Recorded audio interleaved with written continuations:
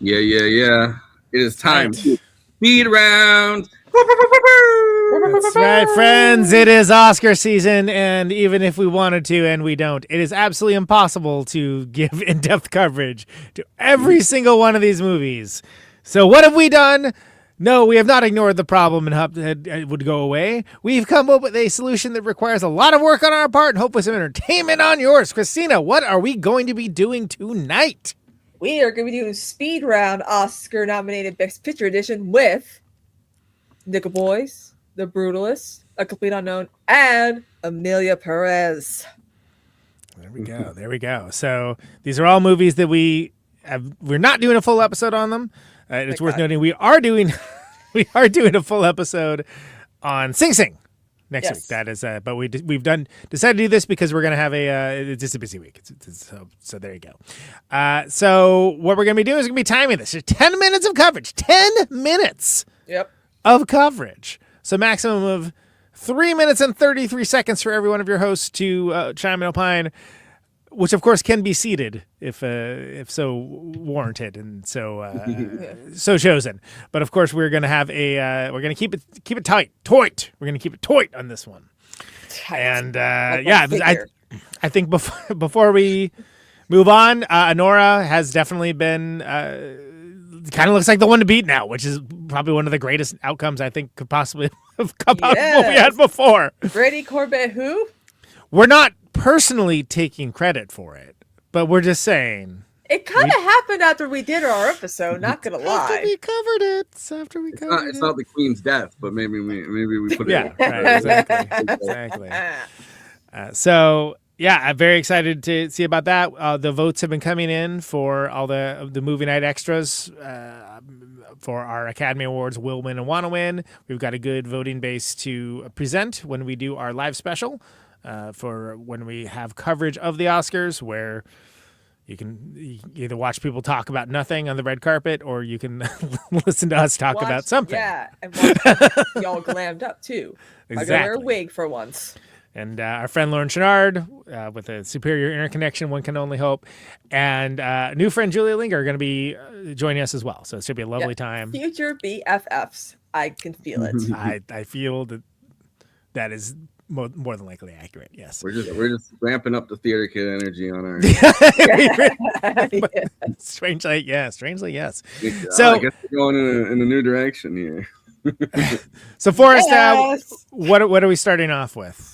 All right, so starting off with Nickel Boys. All right. So here's the timer. I don't know how you guys are. I guess I'm just gonna pull up my letterbox and see the stuff that I wrote down. Well, so let's go ahead and let's figure out. We'll take turns going first. How about that? And then I'll start the timer when the first person goes. I guess even if it's me.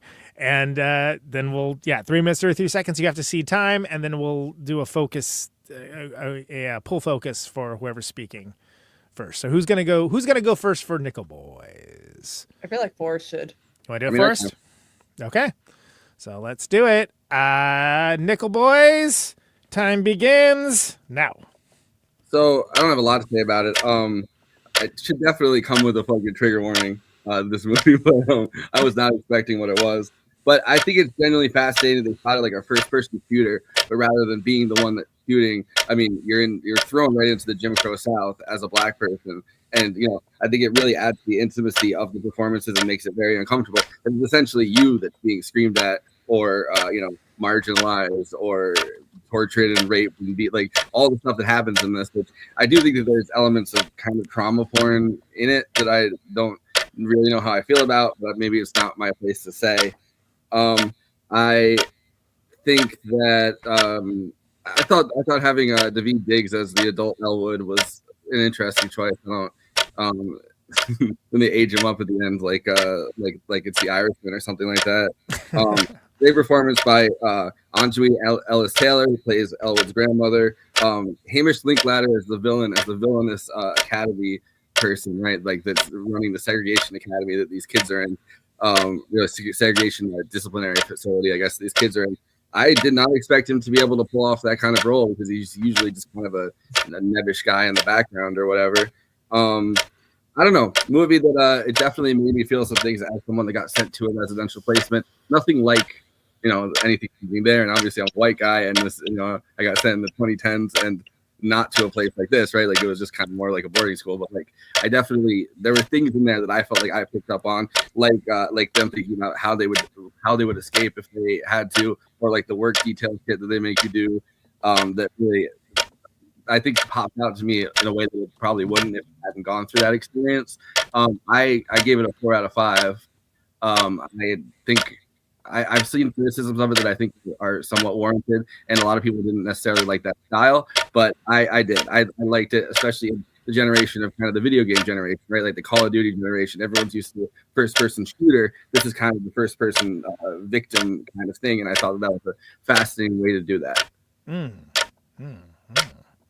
Very good. Okay, yeah. So that's you still got time on the clock, so you can filibuster if you want, or you can cede your time.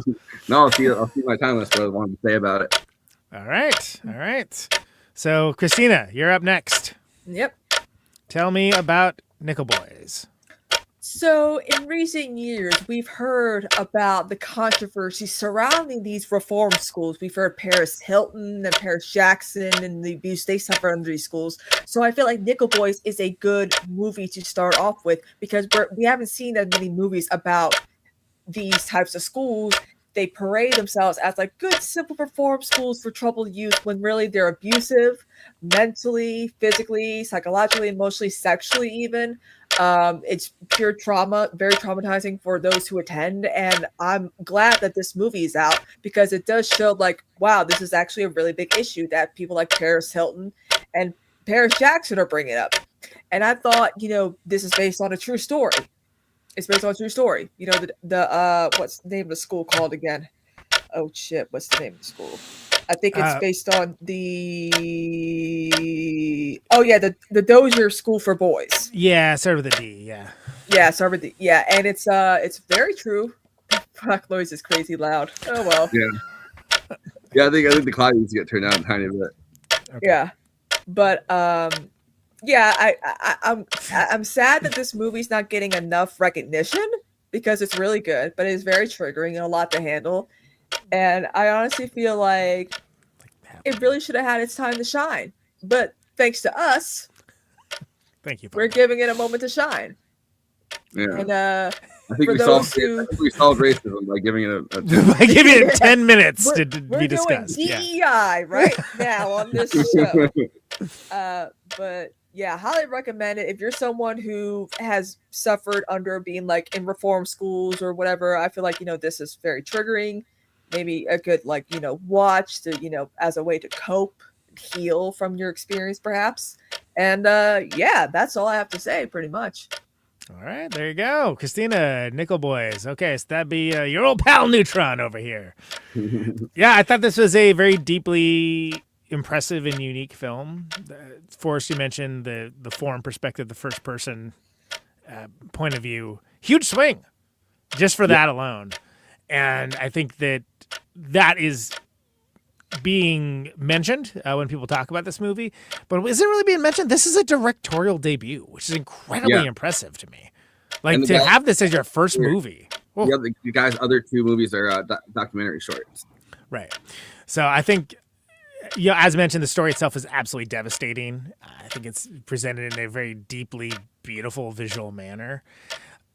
I don't think anybody, you alluded to it, but it's a non-linear storytelling setup, so it kind of jumps around a little bit, but doesn't do so in such a way that's obnoxious or hard to follow necessarily. It does take a little getting used to, but the visuals are very deeply beautiful for something so sad and so traumatic. As mentioned, it's based on a book, so unfortunately, this is like real life events and real life horrors. I think it's very bold and brave, and there's a lot of captivating performances. The woman who plays the mother, I thought she was like really good and kind of just a great supporting role for that, and that was really good as well. At the heart of it's a historical drama about blatant corruption and like the Jim Crow South and abuse in this reform school, so it's not exactly a laugh riot, if you will. Yeah. But that's, it's a struggle of living in a racist America and finding joy when you're given an unfair lot. I think that's a very timeless story. There's a lot of really amazing shot compositions. And also shout out to the cinematographer, who also, I don't think it's his first movie, but I think he's still pretty early on in his career, because I was very blown away by a lot of what I was seeing from a visual perspective. And I think that's works very well in conjunction. I was surprised by how unique it felt. Mm-hmm. And as I mentioned, I think it was ambitious and rewarding. I wouldn't say it's perfect, but for a debut film, good Lord. Amazing. And very important, highly poetic piece of art that I was engaged with for the whole time. And I wish more people could see it. It feels like the release kind of got enough of a push right in time to get it nominated for Best Picture. There was definitely a push by certain outlets to get it in front of people. With this kind of thing, it bums me out that average human beings can't just see it more easily. And I understand that's how the game's played, and I know why. I just don't like it, nor do I respect it. Yeah. So I mean, I think it hits especially differently at a time when this actual reform school is in Florida, and we have like the whole Ron DeSantis, pretty much trying to erase history completely in Florida, right? Like right. That style of curriculum, like far right, revisionist curriculum, and this story, because it is based on a real academy. Not the book is a novelization of stories that Colton Whitehead, I guess, I believe that's his name, found Colson Whitehead, found from this academy, and I think that it's brutal and it's sad, but I don't know, it's effective. It's affecting and doing what it wants you to do. And I think at a time of like limited empathy that people are really displaying on a constant basis, it's a swing, because it puts you right into, you can't escape from the fact that essentially it feels like you're Elwood Curtis. Like, it feels like it's happening to you. Yeah. And that's that whole first person thing. And that's when we talk about the empathy engine of movies and the ability to make you feel things even for situations you're not personally involved with. I think that's in a brave storytelling device to do it that way. Some people flat out said that they would have liked it better if it just been shot more like a traditional movie, but I don't know. Like, I think that it's very, very cool and very interesting, and really bold to have it as a debut feature. Really. I mean, it's sort of like you see people that, people will go to their movies no matter what, and they play it safe every time, no names mentioned. And that's not at all what this is. And I think if you're remotely interested in film as a art form, then I think you owe it to yourself to at least check out Nickel Boys and just gear yourself up for the fact that it's very sad. By the way, the real, I guess they changed it to the Florida School for Boys, but the Arthur G. Dozier School for Boys, not shut down until 2011. Ugh. Yeah, that's a harsh toke, right? Yeah, that is rough business. So there you go, folks. Nickel Boys. That's our take. And with 5 seconds to spare. All right, what do we got next? Complete Unknown. Complete Unknown, kid. All right, who's starting off on this one? All right, Kristina is going first.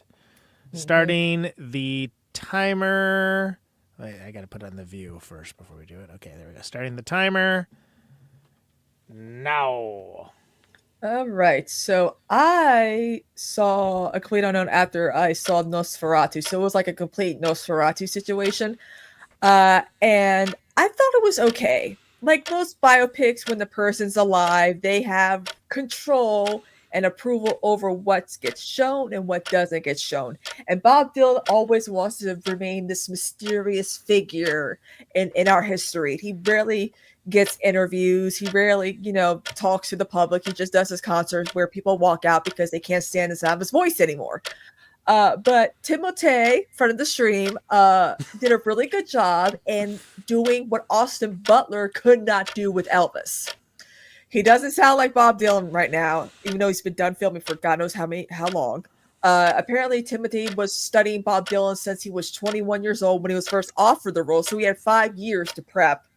And I think, if anything, his performance and also Edward Norton as Pete Seeger, they're the standout performances of this movie.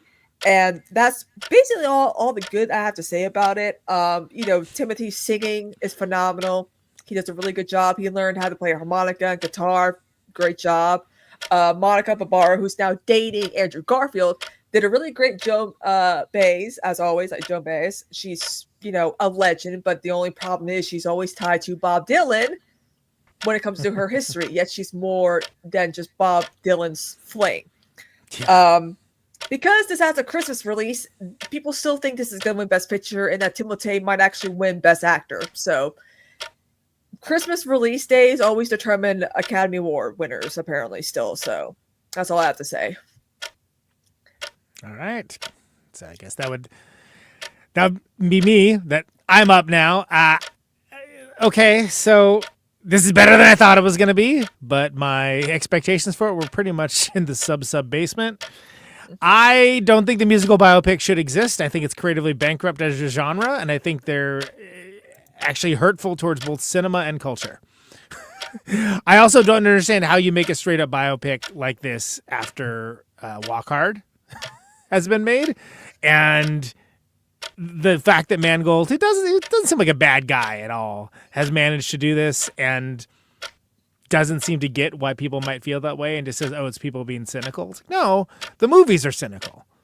They're designed in such a way to be awards delivery systems. And the whole thing, I think he came into it with the best of intentions. I don't think it's a bad movie, but these movies shouldn't exist. Pete Seeger, Norton's great. He's great in it. I think the performances are all good. Music is such an important part of my identity and who I am. Like, I work on it every day, whether I'm actively playing or recording or not. And I just don't feel ever represented by these kinds of films, and this one is no different. The fact that it's based off of an artist who's a notorious liar and serial exaggerator, and the book that it's based off of, he flat out has said he made large swaths of it up, is kind of astounding to me. And that goes to some of Forrest's points about involving living people and making like a biopic. Joan Baez is a fully rounded human being and great artist in her own right, who has never been anything else other than asterisks under Bob Dylan's stardom. And this, unfortunately, doesn't even do anything to solve that. It completely reinforces that. I think that's a shame. If this wins for Best Picture, that is the most cynical and reactionary thing that could happen. And I'm not saying that because it's a bad movie. I'm just saying because it's like designed in a lab to win Best Picture. And, I actually don't think almost any of them are bad for the Best Picture nominees. So you could do worse, but you could also do better. And I do hope that that's what's happening. Again, is Timothée good in it? Yeah, he's shown he's got the goods. I would prefer him to be nominated for Dune, frankly, because I think he's doing better work in there. But I don't know. Musical biopics shouldn't exist, and that's a hill I'm willing to die on. It's enough with these biopics. It's enough, really. So, Forrest, over to you. Yeah, I don't know. I found this insanely frustrating, and I really kind of fucking hated it. I feel like the Electric Dylan controversy is something you could handle with, you'd have to get into the politics of it. And this movie was devoid of all politics, right? Like even civil rights was out of it. They called it now social justice, which, is like the Wells Fargo version of any kind of racial policy. But the split between Pete Seeger and Bob Dylan paints Pete Seeger as like kind of this villainous Machiavellian figure, which he was not. And he saw folk music as a way to change the politics of the world and to bring people into this political mold. And Dylan just didn't want to do that. He wanted to be an artist, or he wanted to do rock. He wanted to do all these things. He didn't have an interest in the politics. When things started to get really dicey with Vietnam is when this movie is really covering. And both Pete Seeger and Bob Dylan have been very vague about and cagey about this moment in time. So I understand just taking their words for it, which Dylan's a fucking liar. but like just taking their word for it, I can understand is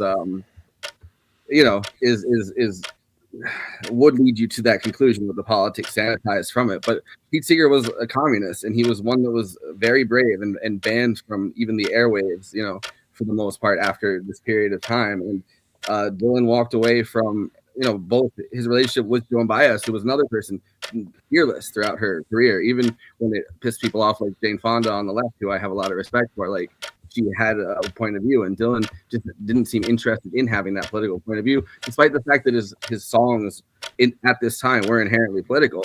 So I think that it's a lot deeper than Dylan just kind of selling out. But I think those things are not tackled. I thought Monica Barbero, I think, who played Joan Baez, did it really well, but they made it seem like they just kind of hooked up a couple times when Dylan and Joan Baez had a deep relationship, and she was actually pushing him into doing the politics of it because she wasn't a avowed leftist at the time, and I think still is. And none of that is covered. You just think that Pete Seeger was like a weird nebbish freak that really liked the integrity of acoustic music, and there was liked obscurity. Yeah. And he wasn't someone who was trying to use this to stop what he saw as like an imperialist unjust war and getting trounced for it. And you come away from that not knowing any of that based on this movie. I think Edward Norton did an amazing job playing Pete Seeger, but like there's stuff that just didn't happen. Like Pete Seeger did not try to turn on, like at the end there wasn't like this villainous moment where he's like, I can't take it, I'm gonna shut down the music. And in fact, in his mind, and I think that he's a very honest person for whatever people want to say about him, I have a lot of respect for him. He's one of my favorite musical artists of all time. I met him once before he passed away in his 90s because I went to the Clearwater Music Festival in 2009, I think. But so I have a lot of I'm a big defender of Pete Seeger. He cleaned up the Hudson River here. He constantly we'd have people from Clearwater come and do what do you call it, like assemblies at school from every year my entire time I was growing up. So I have a lot of love for Pete Seeger, a lot of love for his legacy, and I think this film just makes it seem, with a pitch perfect impression of him, don't get me wrong, like it doesn't get to the root of what this fight was about, and because of that the movie suffers. It also just kind of relegates Joan Baez to one-dimensional but very sexy figure in Bob Dylan's life, and not like a fundamental relationship in the beginning of his career. And it makes it seem like and I don't dog running around, but I don't really even understand. Like it was captured on like one of the first, the D.A. Pennebaker movie. Don't Look Back. One of the iconic images is Dylan and Joan Baez together, and they had a tumultuous relationship, and he treated her like shit, I think. But at the time, but he's also young, and he's this contrarian figure. I didn't. All of that stuff maybe just not. It's a sanitized, non-political movie, and I feel like it just ruined the story for me because of that. And I don't think movies need to be perfectly, in the story, but like the movie doesn't make any sense to me until like I had to go read like even more stuff about like this moment in time to like really get, up on the factional infighting. It wasn't even just Dylan, like Peter, Paul, and Mary, who Peter Yarrow just passed away a few, I love him. But like he like they stepped away from the fight against the Vietnam War because they felt like they felt like it messed with their civil rights movement stuff. Also, his dad was like a CIA person, but I think that like none of that is covered in this movie, and I think the movie suffers for it. And there we go. That's my time, Jack. We need a Peter, Paul, and Mary movie. Yeah. That'd be good. I play Mary. I could sing like her. Except the fact that, again, musical biopics shouldn't exist. It's too much. We don't deserve them anymore. Also, like for every good one, there's 30 bad ones. So I don't know how you do the whole Peter Yarrow pedophilia girl thing. Yeah, but he actually went and helped girls in Israel, and they gave him an award. They're like, you Peter Gatto really cares about young women, and it's like that makes it worse. That makes your situation worse. Time expired. All right, so we're doing. I guess I'm going next, and this is I'm doing starting with the Brutalist, right? I think that's what we're doing here. Okay, so let's start the clock. The Brutalist. All right, so this is kind of 2 movies in one for me. I really like the first one, the first half of it. That was amongst the best films that I've seen the past year. I think the second half takes some really bold swings, most of which do not connect in any way, shape, or form. I think what works best here is an immigrant story. And so it's one we've seen, but with some derivations on. And the difference here is that the immigrant in question isn't just a Hungarian Jewish Holocaust survivor. He's actually a fantastic artist. And in this case, it's an architect, right? And we've seen this a lot with practical arts. You know, somebody's a doctor in their home country and a janitor in this one, right? And things like that. But we strangely have a weird relationship with depicting the relationship between the art and artist that isn't just a narrative about that specifically. So in that, I think this does that very well, while also doing many other things. I think it's a story of pretty extreme class distinction and normalized low-grade racial animus and the patron and artist relationship. So the power dynamic between Guy Pearce, who plays Harrison Lee Van Buren, and Laszlo Toth, played by Adrian Brody, is excellent here. I think, you know, he requires money to achieve his vision, and the thing that the artless Van Buren does not and will never have is the ability to create. And he's not an artist or creative, and he never will be. And there's innate contempt for Toth as a driver for the movie. And so there's like this friendship, working relationship, symbiosis, frenemy situation that develops there. And I feel like I'm almost short selling the first half of this movie, which I said all works very deftly for me and efficiently. And it worked for me, and I was very, very engaged with the story. I was very down with it. Then as Toth enters the hallowed halls of the rich benefactor, we see hope for him getting his family over. And that's when we get an intermission. And that's when you should probably just leave. But it's, you know, it's a perfect time to contemplate things along those lines. And I think that's Corbet did a great job with that. And I think I'm glad that it's there. But all of that, all the actual building, the drawing, the architecture stuff, yes, please. I love that VistaVision awesomeness, seen on the big screen, totally made my heart swell. I love that part of it. The Italy stuff where they're trying to find the marble, the rock. It's a bit of a side quest. Is it strictly necessary? No, not really. But then there's the rape scene. Sexual assault warning. I don't think it's necessary. I think it's jarring. I didn't like any part of it. And it's a weird jump in logic that only has a C-grade explanation for why it happens. And then it only gets worse. There's a Festin-style confrontation by Felicity Jones, works on a plot beat level, but it's bad. And to put it bluntly, in this 215-minute movie, we just never find out what happened with Van Buren. He just took off and headed back to his home planet? Like, what exactly is going on here? And then the epilogue with the turnaround of the phrase that it isn't the journey, it's the destination. Okay. Annoying. And it's like, I get it. It's about art, and it's about you making this art specifically. So anyway, that's my time. Forrest, you're next. Yeah, I don't know. I don't feel like I don't want to weigh in too much on it, because I found the rape scene so viscerally upsetting that it fucked with like my next few days. Like I just had like low grade depression after watching it. I don't know. And I'm not someone that gets triggered usually by, I mean, maybe I'm secretly a misogynist, and I'm like, oh, women getting raped in movies, you know, I can make it through. Oh, but the guy getting raped, that's where I draw the line. No, but I just found that in a movie that doesn't really give you a lot to, like, I do like looking at my notes that I wrote down. Like, I do agree with you. I think that there was a very interesting premise created in the first half of it that I would have loved to see them do a different way. But it's a pretty brutal and miserable 3.5 hours. And it you know, I started off liking it. I started off feeling like, you know, I really like when he meets when Laszlo Toth meets, you know, the Guy Pearce Van Buren character. I like that dynamic between them. I like seeing seeing his immigrant story and how he was kind of down in his luck and things improved for him. And, you know, he's this great, very visionary architect, even though you never see that really portrayed on screen. He just does a lot of heroin, but he's an architect with a heroin addiction, and it's like because of what he went through in the Holocaust, and it's deeply sad. But then I feel like it just goes and goes and goes, and especially after that second intermission, it just was a constant barrage of misery.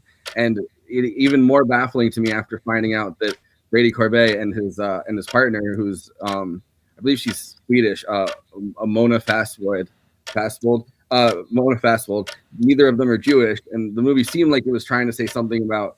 It worked when they were talking about the immigrant experience, the Jewish experience. I was left kind of confused about what they were even trying to say about Judaism, and any point that they kind of went down on. I think about a movie like A Serious Man, the Coen Brothers movie, that I think does have a lot to say about things that I'm not really connected to as someone that didn't grow up Jewish and isn't really grappling with those things. And I felt like at the end of that movie, I understood something about the Jewish experience more. At this, I'm just kind of left baffled and confused and kind of miserable. And the rape scene was kind of like the cherry on top of me, just feeling like, I don't know. I feel like I got raped for the movie. But Kristina. All right, just in time. That's your time. Yeah. All right. If I had a nickel for every time Adrian Brody played a Holocaust survivor and got nominated and potentially win an Oscar, I have 2 nickels. It's kind of weird, but it kind of makes sense. Again, I felt raped by this movie. I mean, the first half was pretty good. The second half, I was like, oh, okay. To me, Guy Pearce shines more than Adrian Brody does, because I'm a huge Guy Pearce fan. Not so much with Adrian Brody. I mean, I remember him from that one Fiona Apple music video, but that's about it. And that one season of Peaky Blinders.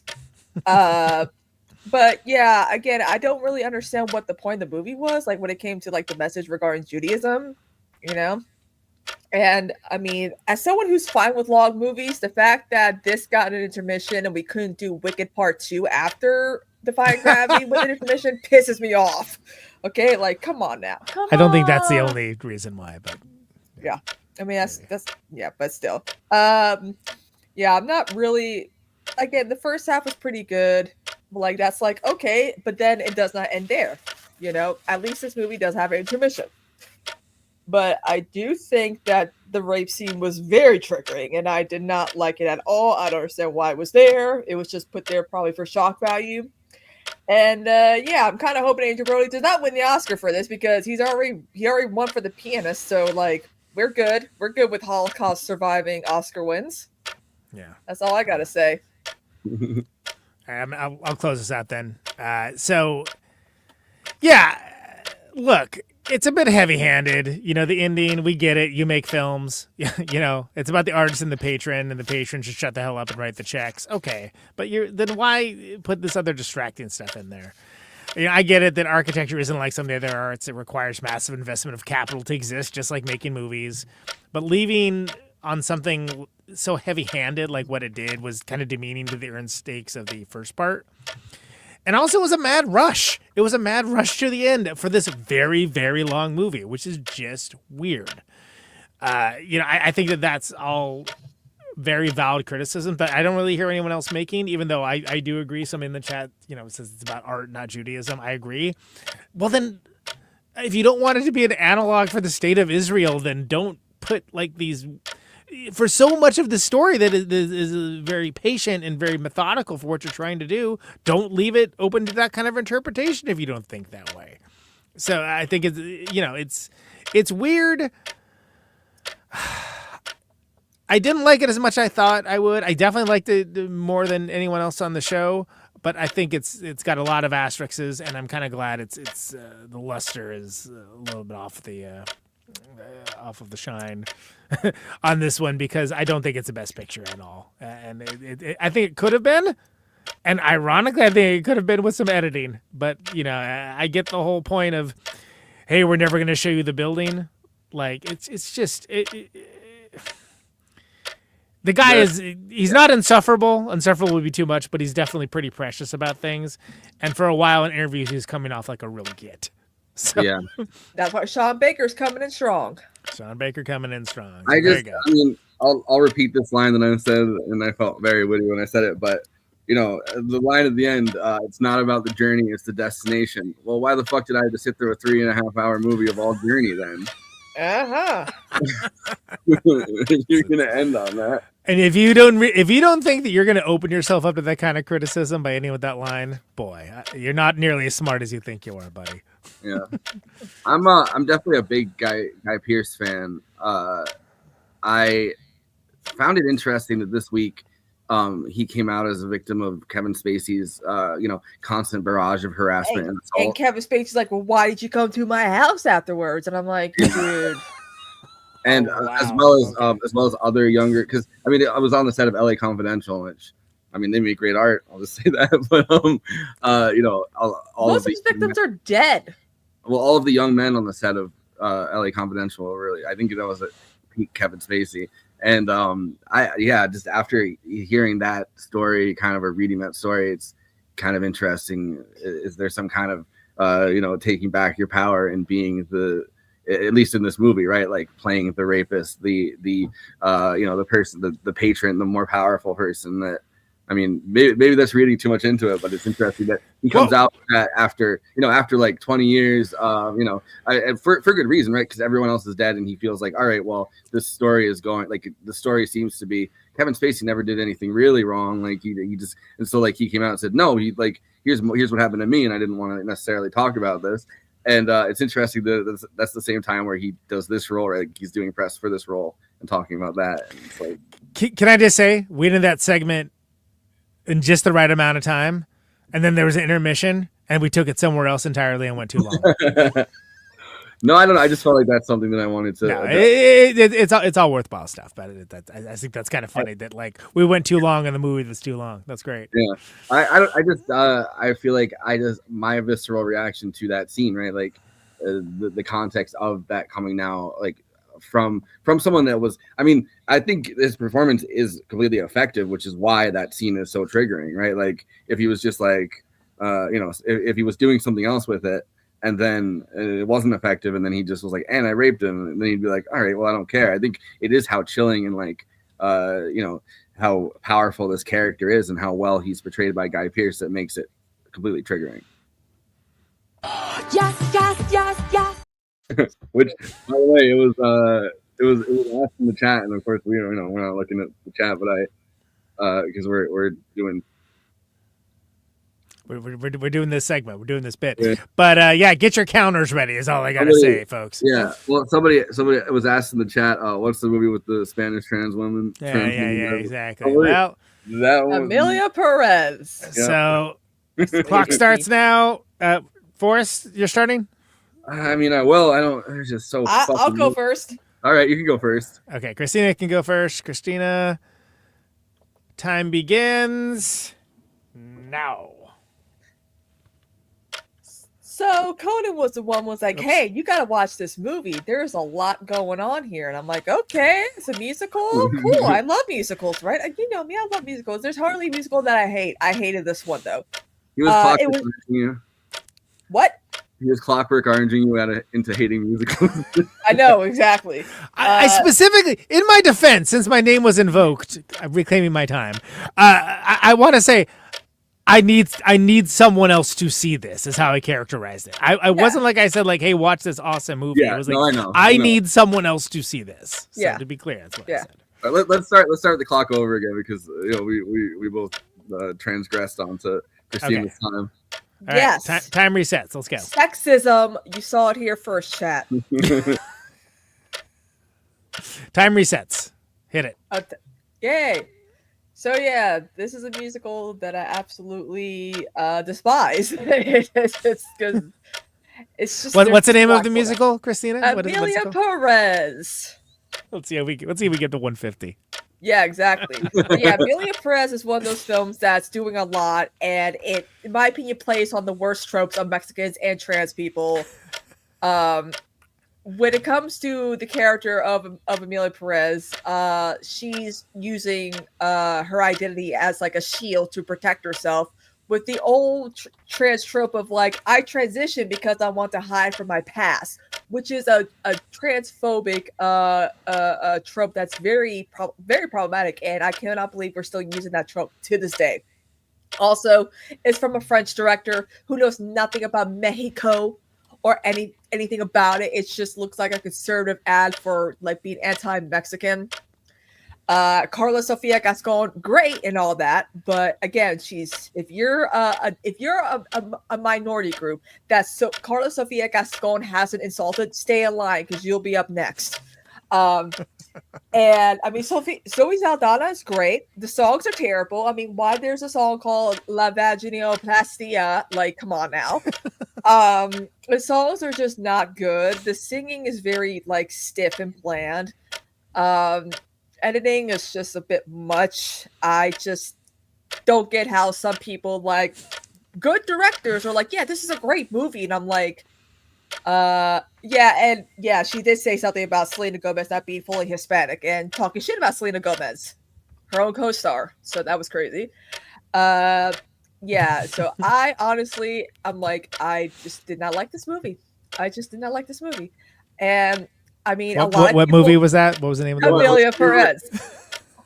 Very, very many people agree, though. A lot of people say this is probably the worst representation of trans people and Mexicans in recent history, and I'm glad that this film was being ripped and analyzed. The Trump administration is Yeah. Anyway, don't watch this movie if you can stomach it. Okay, fine, good for you. If you liked it, I don't know what's wrong with you, but yeah, I yield my time. I'm good. All right, there you go. Mr. Speaker, I yield my time. All right, so it's your old friend Neutron again. You were invoked. I was invoked. The movie Emilia Perez, of course, is what we're talking about. The movie Emilia Perez. What was that movie again? Emilia Perez. Also Emilia Perez. Yeah. And I saw this not as early, like film festival early, but earlier on than some. And my first reaction to it I was flabbergasted. So I did not hate it, at least at first, and definitely not how I expected to. But it was overstuffed, strange, and almost none of it really works. And so what I said was it was Green Book but trans. Mm-hmm. And what happens if you put Mrs. Doubtfire in a blender with Crash 2004? And Robin Williams in the blender now.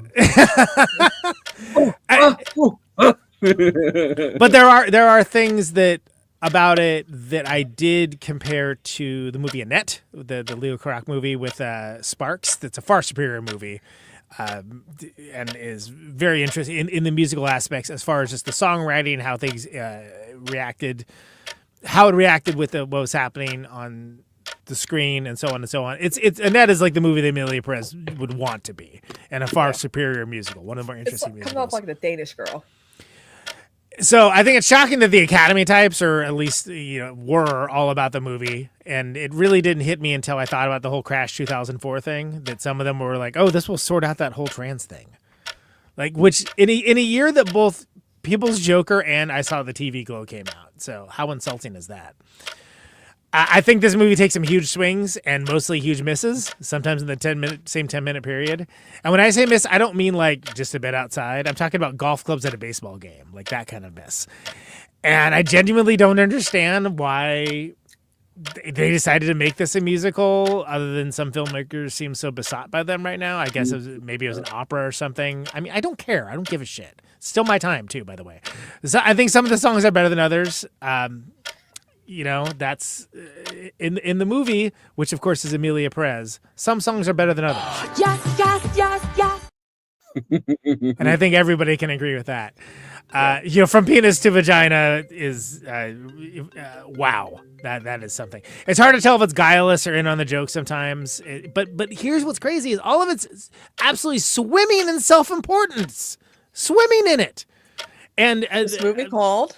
So Emilia Perez is what we're talking about. If somebody asks, you must answer. So, but I will say that the line that the songs are not memorable, I don't agree with that. I think they're very memorable, just not for the right reasons. But I also, I'm a musician. I think about music very differently than a lot of people.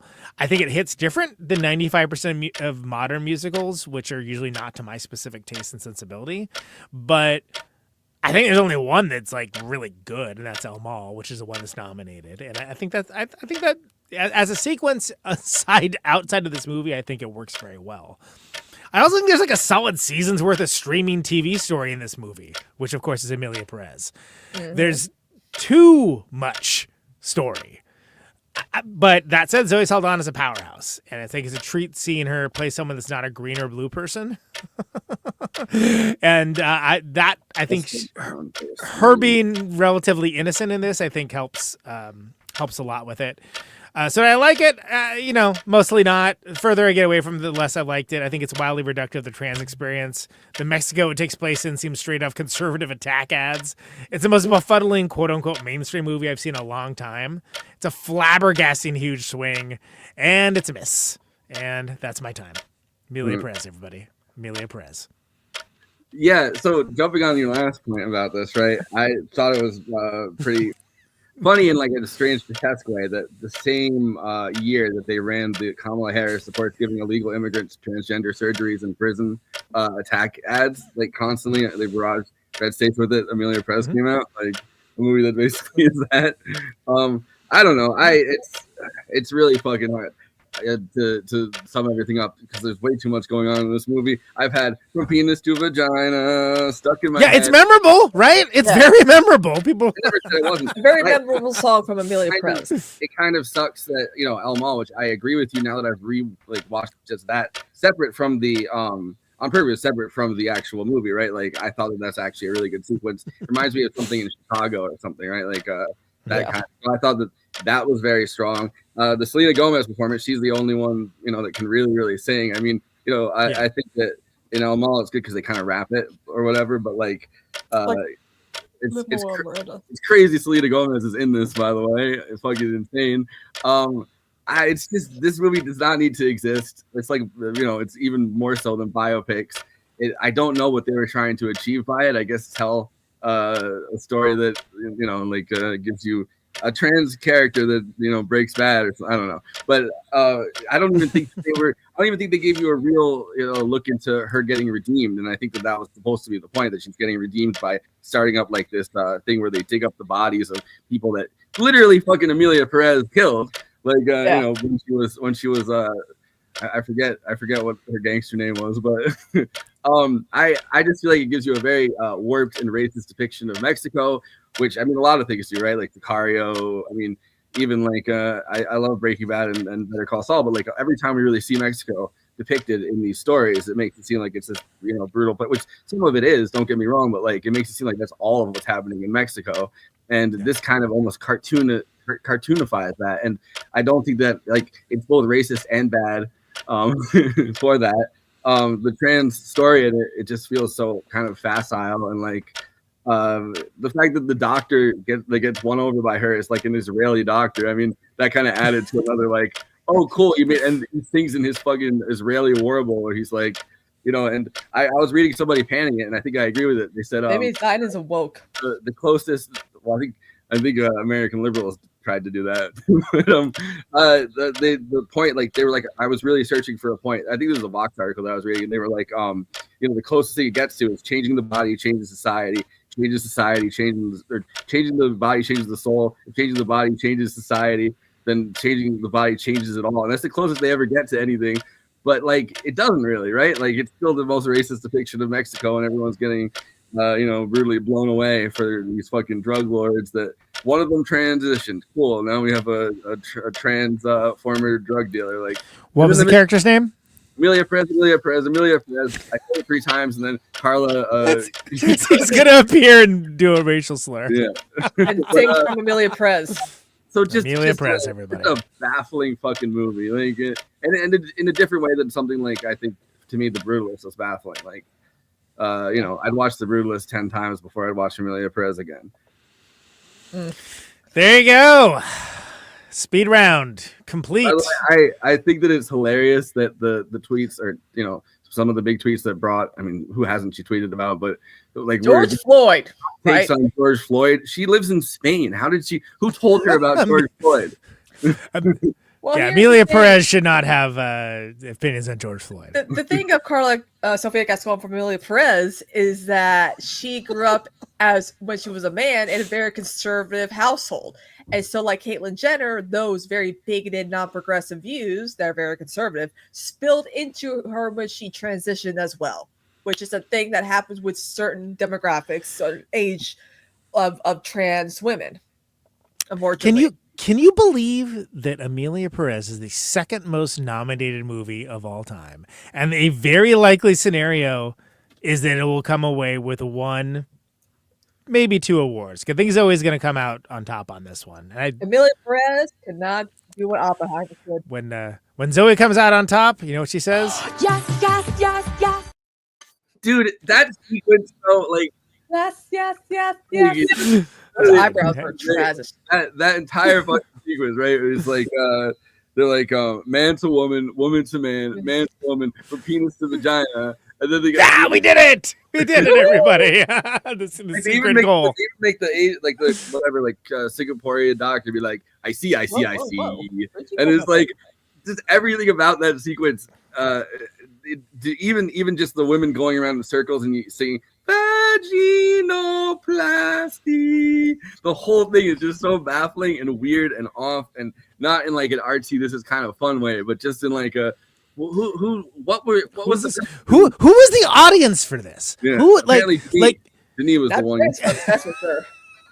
Like that, and that's the thing that I kept, and so you can't imagine having watched this and like thinking, all right, I'm going to dislike this, but thinking I was going to dislike it for very different reasons, and they'd be like, what just happened?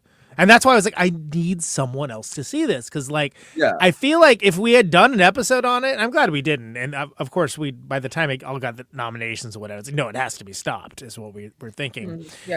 But it would not be boring conversation, because you could spend like 2 hours talking about any 30 minutes of that movie. We would be on the Emilia Perez hate train. We would get so many views like other video essays have done on Emilia Perez. Well, and that's on what? Emilia Perez. But I think who? Emilia Perez. And I think the thing is, I think it could be good, because most of the critiques that we've been lobbying are not things that like at least the Academy were hearing for a very long time. So it's crazy, because it's going back to Conclave, right? It's like the worst dude in the world is like being disqualified, but for the wrong reasons. Where it's like, well, it sucks that there's a movie which is like a hollow Potemkin village of a movie that just flailing around in its self-importance and really doesn't even know what it is the second most nominated movie of all time. Literally, because they thought that Emilia Perez was going to like solve the trans problem, like Crash 2004 did.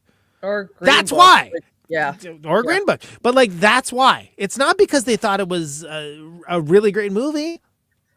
You know, it's screwed up that like I'm all for big swings. I really am. Like I love to see it.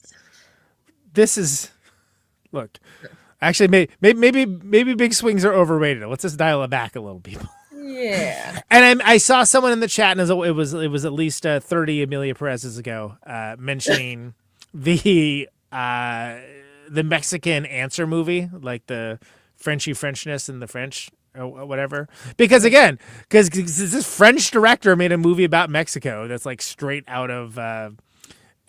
Like I said, Republican attack ads, pretty much, right? Yeah. It's like this Mexico doesn't exist. I don't even know where it is.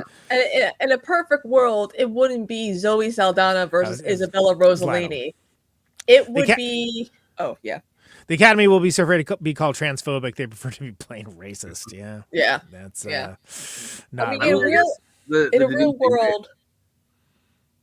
In a real world, the Best Supporting Actress nominee would be between Ariana Grande and Margaret Qualley. Has she been nominated for The Substance, and not like Isabella Rossellini and Zoe Saldana, but it is what it is. So I will say Zoe Saldana, which I freely admit I find her very attractive, but I think she's a talented actress. Yeah. I think she's very good in this befuddler of a movie. I think she's and the only thing I can say that is anything like is Brendan Fraser in The Whale, which I despise, but he's very good in it. And it was like, he's getting nominated for this, and it's for all the wrong reasons. But I think she's going to win it, and it is a good performance. But it's... Well, now a lot of I don't people know. are looking back on Jamie Lee Curtis's win for the for Everything Everywhere All at Once. A lot of people are pissed still. They're like, you know Here what? it is.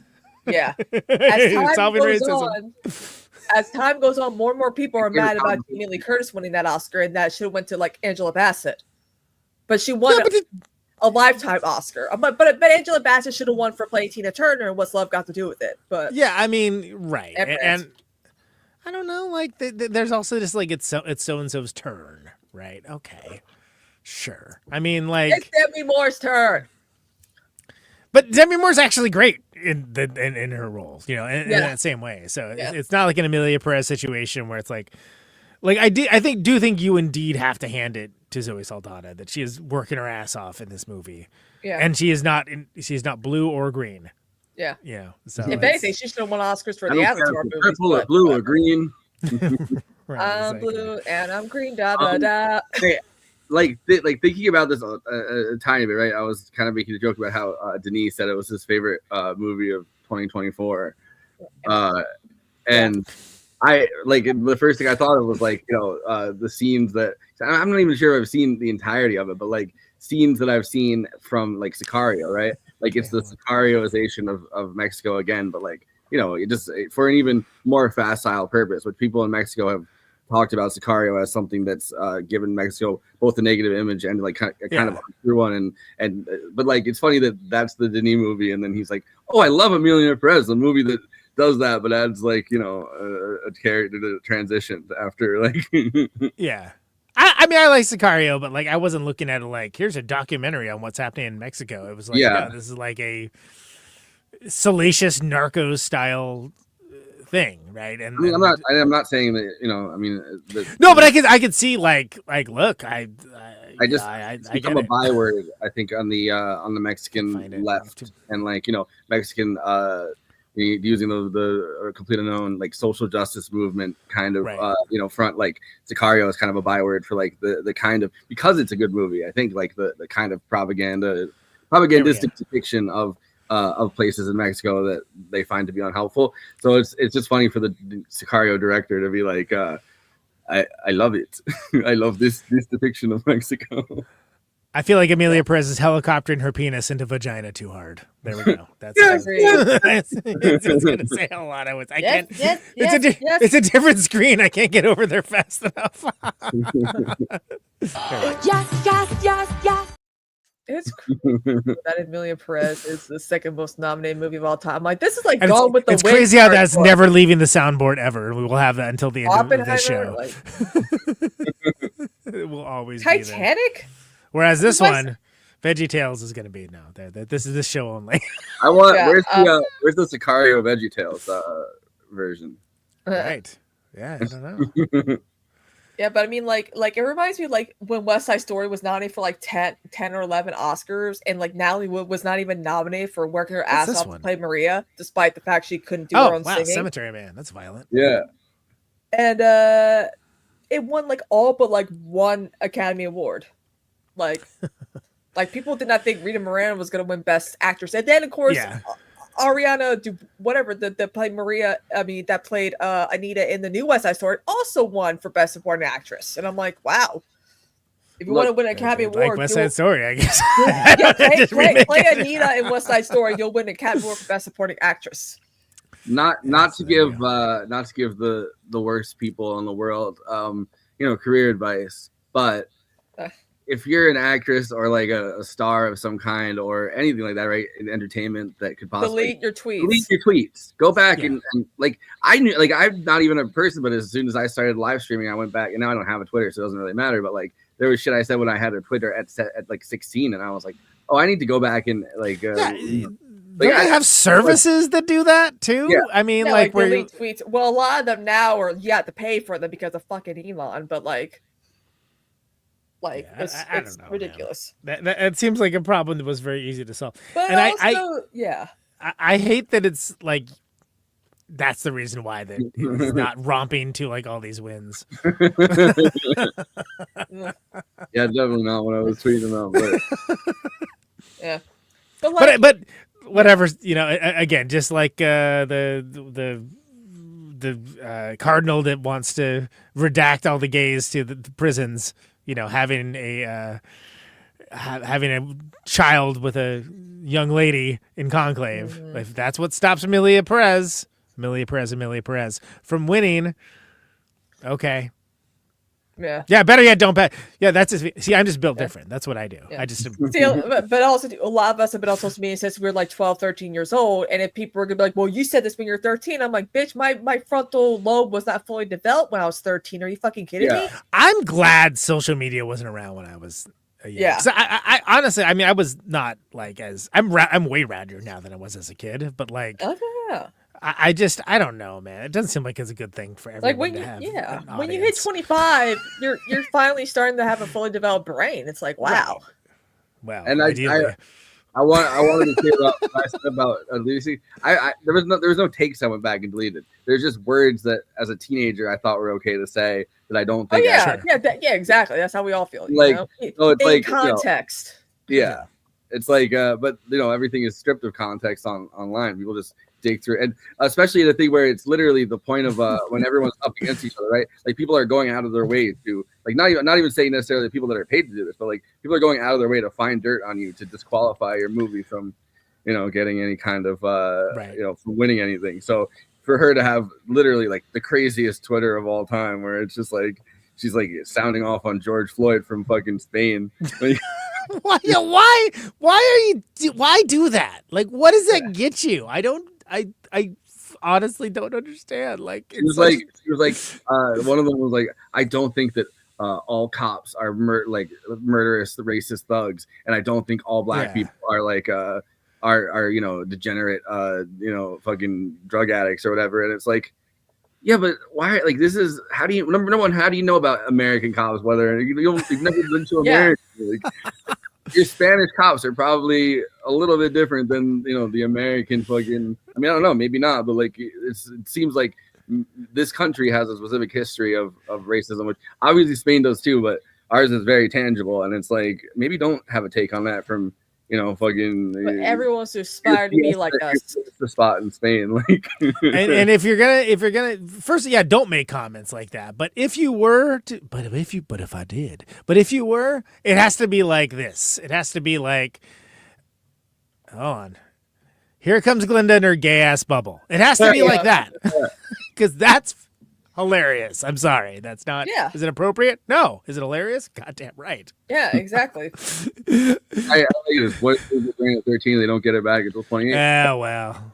At 30, I'm still struggling to get, like I just but like I don't. But at the same time, I don't want to like fully just say like, oh, blanket amnesty for anyone who tweeted something bad a long time ago, because there are people that haven't changed their fucking. Oh God, no. There's like, awful folks. But why don't they get this? Well, it's because a lot of people are like, why don't those people get the hate? I'm like, because we don't expect anything better from them. Yeah. By the way, the like literally like a week ago, there was the guy that got fired from the new government agency for tweeting like the intensely racist shit about Indian people, and they're like, and he got rehired. You got rehired, but they were like, he was just a kid, and then they looked and it was 3 weeks ago that he posted it. Yeah. I call them the Doge twinks because that's what they are. They're 20-year-old twinks that work for Doge. You know what? Save it for this new podcast. I'm roasted, man. Like, let's call it. We got Sing Sing on Tuesday. Mackenzie Wilkes, friend of the show, coming back. We haven't had her on since Birds of Prey. She's great. Criterion Connection, Austin Danger podcast. Actually, that and Thelma are my favorite movies of the year. It's criminal that it didn't end up in Best Picture nomination. And then we're gearing up for our live stream. So even if you're not interested in award shows generally, we're going to be providing hours and hours of quality content and laughs with our new friend Julia and our friend Lauren, who we did not see nearly enough of tonight because he was trying to multitask. I feel like they keep like tokenizing and not taking like Coleman Domingo's award seriously when they put him up for stuff. And he's doing his directorial debut soon too. That's right. About Kim Novak and Sammy Davis Jr.'s relationship. Yeah, and Sydney Sweeney is Kim Novak, which great. That sounds like a recipe for a good movie. Like I don't know, like it seems like that's one of those things that is going to click. But Oh yeah, But he's so underrated. freaking great, and the fact that like Brody's gonna walk away with it, which I like Brody's performance, but again, I think it was on the Wicked after party, right? That I mentioned. I love that his role in See How They Run because he played an insufferable actor. He was great at that. I love him in Euphoria. He also like, there's the whole like controversy. He used AI in his Adrian performance. Brody's in Euphoria. No, I was talking about Adrian Brody. I was saying Oh, Coleman so- Domingo should win, but Adrian Brody is going to win, and that's Oh yeah. annoying to me. Adrian Brody was in Secession for an episode, but He was a villain for a whole season of Peaky Blinders, and his accent was annoying. He sounded like those type of gangsters. no, I feel like it's crazy that I mean this is going to be an unresolved moment of there's going to be an unresolved tension until I think real rules are put down in place about AI and art and like whatever in these industries, and who knows if they ever will or if it's just going to steamroll everybody. But like it's crazy that the unspoken part of the like using AI to do your Hungarian accent to make it good, and like there's like a huge amount of controversy around that in Adrian Brody, and it's like Nobody doing that in Conclave. it's like They did Emilia Perez too. They did. Yes. I don't know to who. I mean, everyone sounds like, the guy was like, "Can you give me a better Israeli accent?" Yes.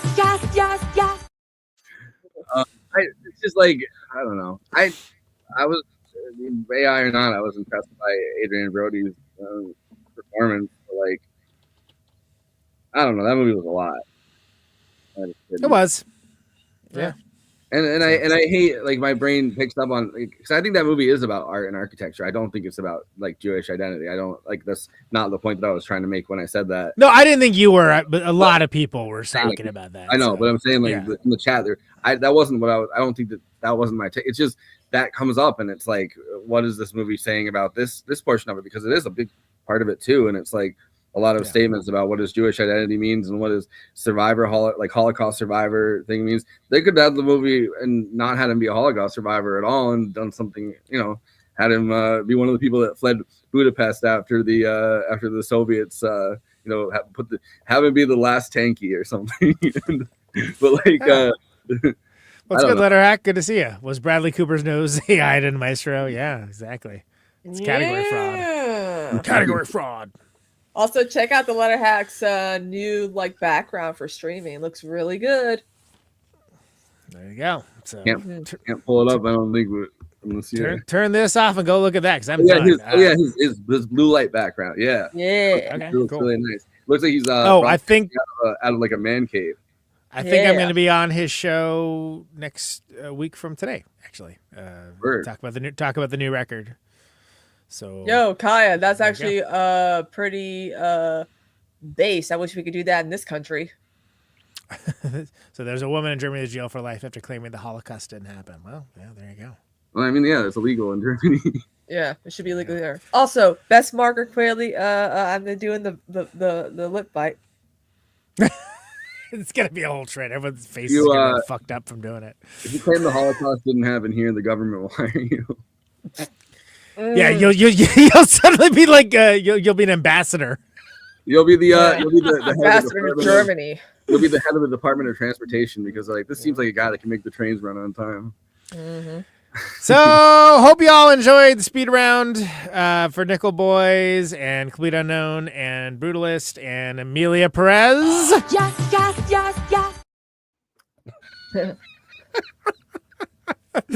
Yeah, that was enjoyable. I thought that worked well. And I had anxiety in the beginning with the ticking. I was like, oh man, I gotta get my thoughts together. I wouldn't want to do it all the time, but yeah. Yes, we are doing an Oscar show. Yes, I've mentioned like 4 times, haven't I? I think I'm overdoing it. We're doing a full Oscar stream. We do it every year. Every year, except for that one year.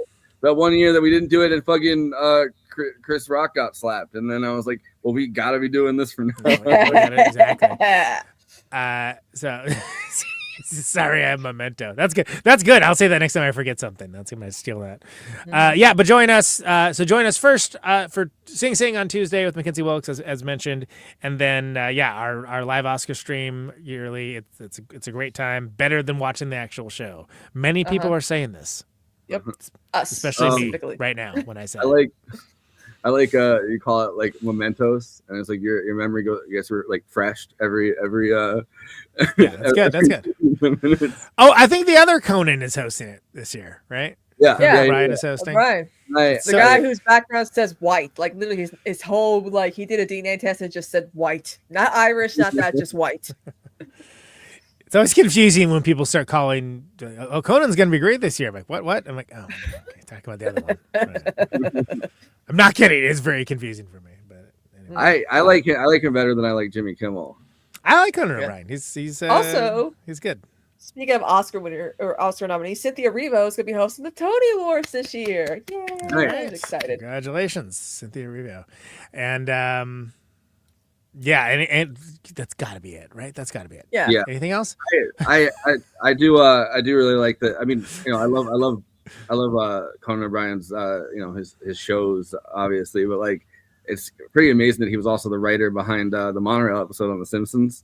Monorail.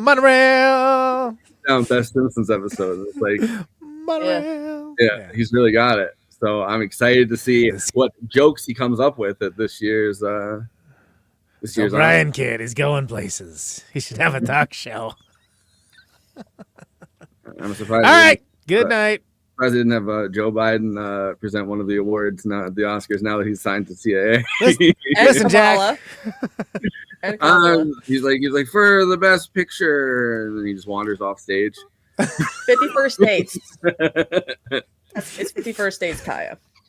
All right. Well, I think Emilia Perez.